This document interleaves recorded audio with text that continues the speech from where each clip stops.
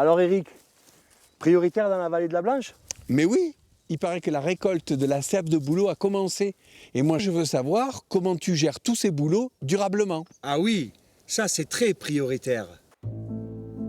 Depuis une dizaine d'années, les Français ont commencé à adopter une ancienne tradition de Sibérie et d'Asie centrale, la cure de sève de bouleau. À la fin de l'hiver, les arbres sortent de dormance et pompent plusieurs centaines de litres d'eau pour reconstituer la sève de printemps. Comme pour une prise de sang, on leur prélève alors 10 à 20 litres de sève reminéralisante que l'on consomme par petits verres en cure de 21 jours. Après le 15 avril, nous avons la sève qui se modifie. Elle devient plus laiteuse, beaucoup plus épaisse. Et en fait, c'est la sève qui est chargée vraiment en oligo-éléments et en minéraux pour aller faire sortir les feuilles. La sève fraîche reste fragile. Pour éviter qu'elle fermente, on respecte la chaîne du froid. Pourtant, paradoxalement, la fermentation augmente encore ses qualités nutritives et ses propriétés. Il s'agit d'une lactofermentation qui contribue à nourrir le microbiote intestinal. La lactofermentation, c'est le cours normal de l'évolution de la sève, d'accord? Il ne faut surtout pas que la sève se réchauffe. En même temps, si elle se réchauffe, elle lactofermente. Plus vite. Et c'est pas un problème. Et on retombe sur le goût du yaourt. Ben, les gens préfèrent quand même quand elle est vraiment neutre quoi, et sans goût.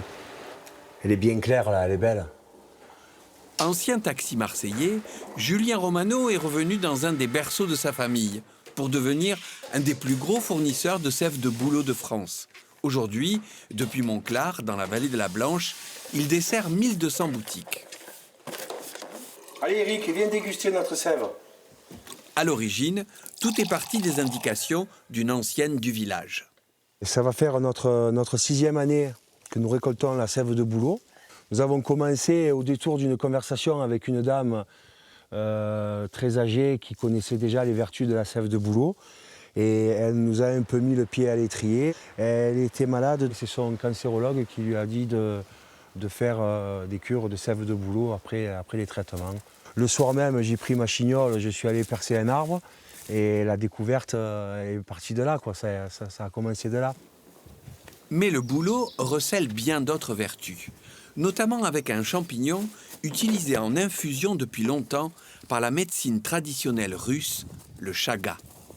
On a la chance d'avoir un parasite qui pousse sur le bouleau, d'accord, sur une hauteur de 4, 5, 6, 7 mètres, d'accord. Et nous allons le prélever tous les hivers pour après le concasser et en faire des décoctions. Et c'est l'aliment qui contient le plus d'antioxydants. 25% d'antioxydants. Une naturopathe m'a demandé si dans notre région on n'avait pas du chaga sur nos bouleaux, quoi. Et on a regardé ça de plus près et effectivement on a trouvé le fameux diamant noir. On voit que c'est un territoire qui n'a pas été touché, c'est complètement sain.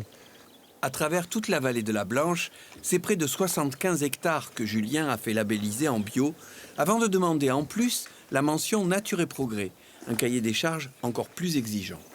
Je voulais vraiment, à travers ce label Nature et Progrès, faire ressortir notre vallée, quoi.